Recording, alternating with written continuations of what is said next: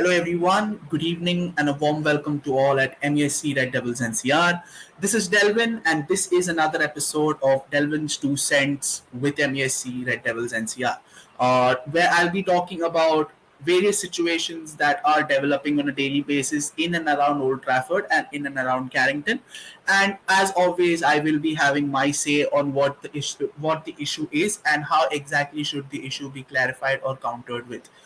So in today's episode, we'll be talking about the situation that is there in the hearts and minds of every Manchester United fan, that is regarding the impending in Manchester United takeover. As everyone knows, that the club has officially been put up for sale last November, where the club statement read that the current owners are looking for strategic alternatives to go ahead and finance the various activities of the club. This may involve a partial or a full takeover, although the focus is on a full takeover as of now, which means that the Glazers are more than happy to sell the entire stake in the club. 17 years after they bought us in a leveraged buyout in 2005. So before the soft deadline, which was on the February 7th of 17th of February, we all know that there are two frontline bidders as of now. There might be a lot of other bidders that we do not exactly know about, but the top two or the contenders of getting the keys to the Old Trafford paradise is Sheikh Jassim from Qatar and Sir Jim Ratcliffe, who is a petrochemicals billionaire. Both of them are the only known official entrants into the race for acquiring Manchester United, and both of them have submitted a bid of close to around £4.5 billion. However, the Rain Group, who is the merchant bank handling the sale process and who also have handled countless other sale transactions when it comes to high profile buyouts and acquisitions. They feel that the valuation with which the bid has been proposed by both of them is still some way off to the proposed 6 billion asking price that the Glazers have put. Uh, so for now, the talks have been stalled and the talks have led nowhere. However, now there is a breaking news into this much long and much extended story. It is now seem to be believed that both the prospective owners want to expedite the takeover process, and both of them are willing to have meetings with the Glazer family and with the Rain Bank through the course of this fortnight. Both of them will have individual meetings with the club, with the top ownership of the club. For which the first step would definitely be to have a look into the club accounts. Now, this step involves that the prospective owners will get access to the club's books, which will go ahead and showcase the profit and loss statements, the balance sheets, the income, the expenditure, how much revenue does the club generate, how much expenses did the club have, the overheads, and all the overall workings of the club. Also, taking into view that the investment it requires to upgrade the infrastructure, stadiums, so on and so forth. So once when both prospective owners will have a look at the club's financial records, they may or may not choose to up their bid depending upon what exactly the health of the club is, based on whatever the findings are. However, both of them have a certain target in mind before which they want to complete the procedure of this takeover.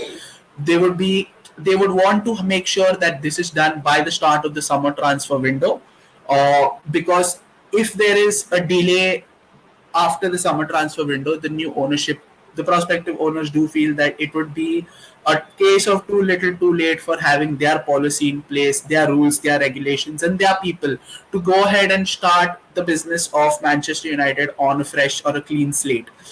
If at all the takeover is delayed up until after the summer transfer window. So, with that in mind, both of these ownership candidates are insistent that this process be expedited sooner rather than later, and it seems that both of them would want to get into the nitty gritties of this transaction as soon as possible. Another another issue with the takeover is that Sheikh Jassim's father has openly gone on record and said that he's not exactly happy with this investment, which he calls. Uh, speaking to one of the top-rated news channels in an interview, Sheikh Jassim's father went on record and said that I have been approached by my sons multiple times to go ahead and make an investment in the club, but I do not view it as a good investment. But he went on to say that there could be a chance that this investment works or maybe this does not work. He believes that as a businessman, if he feels that the time is right or the project is right, and if the project does end up giving me a good return, then yes, I will surely go ahead and put my time in it. This interview by Sheikh Jassim's father is a clear indication that Sheikh Jassim's bid is a bid which is independent from the Qatari royal family, and that it is his own money or maybe his father's money which has been acquired through years and years of holding high positions and so on and so forth.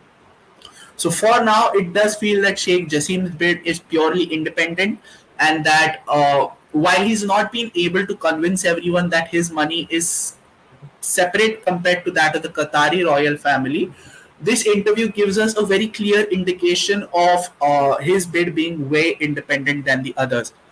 While this is going on, there have been a lot of detractors over the course of Europe, who have expressed their reservations on a large number on the prospective candidates. One of them being La Liga's president Javier Tebas.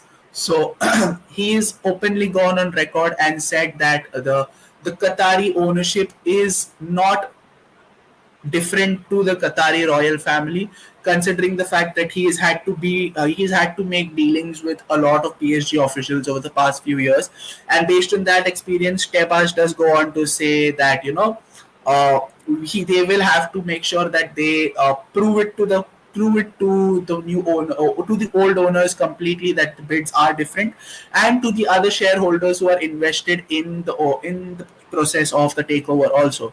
He also goes on to say that United's debt is another factor that could be a stumbling block for these new owners.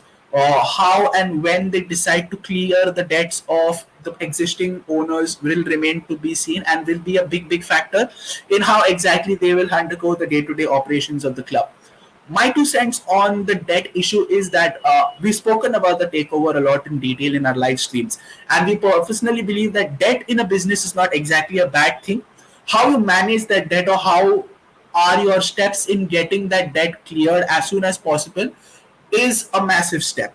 So while the Qatari ownership has gone ahead to on record and said that whatever aim and objectives it is, debt create making the club debt free is one which holds top priority and holds utmost significance. Indeed, this was the overwhelming thought process of a wide majority of United fans, who also took a survey on the Athletic and are of the opinion that making the club debt free should be one of the most important things that the new ownership should be doing on an urgent basis.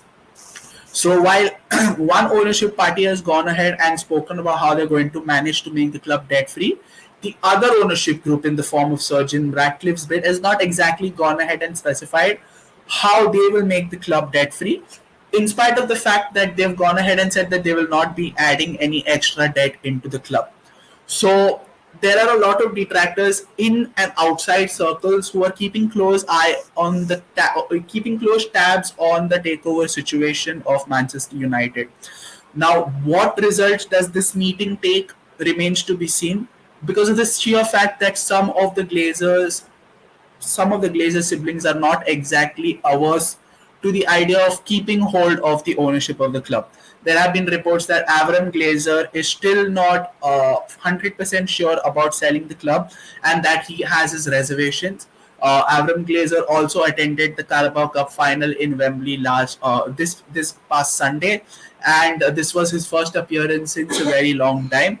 So it show if close sources are to be believed, then there is a chance that Avram Glazer seems to be deeply emotionally invested in the club. Something that we as fans have not exactly seen and are not particularly sure of. So where is the emotional availability of Avram Glazer to the club remains to be seen. But it is something that we have not seen on a first-hand basis. Especially at a time where the Glazers have also gone ahead and increased the prices of the tickets the first time in 10 years. So that goes on to show that, this is a ploy, a smoke screen perhaps, to, try and get as much money from the sale as possible, and try ahead and go ahead and, make sure that they get a much larger payday. One thing is for certain, that irrespective of whatever amount the club is going to get sold, the Glazers will be definitely making a huge profit on what they put in. They put in close to 270 million pounds in the takeover in 2005, and the fact that they will be parting around with close to a 5 billion profit remains one of the greatest bits of business that they have ever done. Uh, so my 2 cents on the matter are pretty simple. The takeover thing is going to be done sooner rather than later. It seems that a lot of sources regard the Qataris to finally have won the keys to Man United, and that the announcement of the same will also be done by the end of March. The sources in Qatar, or a lot of people in Qatar, are very optimistic about the fact that this deal is going to be done in their favor, and also with the assurances that they have the wherewithal to increase the bid as and when the situation requires. So if at all, on the chance that this bid becomes an auction, I think Qataris are the favorites, and we could very well be seeing Qatari ownership. Again, that is what I feel. That is my 2 cents on the matter. The reality could be an entirely different prospect or an entirely different proposition. At this point, all that the club needs is for the Glazers to go out. We've been through a lot of pain, we've been through a lot of hurt, and we've been through a lot of mismanagement under the Glazers. And we want the Glazers out at any cost.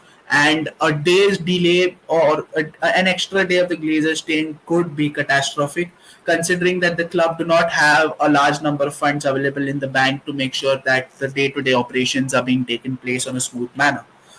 With that being said, this was my 2 cents on the ongoing ownership matter. Whether or not the Qataris be the owners, or Sir Jim Ratcliffe become the new owners of the club, all we want is an owner who's competitive. All we want is an owner who puts the best interests of the club first, and that he makes sure that this is an institution and not a cash cow. So that is what we need. Uh, and if an owner manages to tick all these boxes, we'll be the happiest bunch of the lot. With that being said, thank you so much for tuning into this video. Do like, share, and subscribe. And do press that bell icon so that you're notified for every video that we come out with. We're very close to 2,000 subscribers, and we want to reach that milestone by the end of this month. So do show us your love in large numbers. We are also active on Instagram and on Twitter, so you can go ahead and drop us a follow there as well. Apart from that, I say this on every stream and I say this in every video. Today is no different. Every day is match day on our official WhatsApp group. We are an ever growing family, and there is always room for more. With that being said, this is Delvin signing off from another episode of Delvin's 2 cents. Do take care of yourself, do stay healthy, and I'll see you with another episode very soon. Take care and goodbye.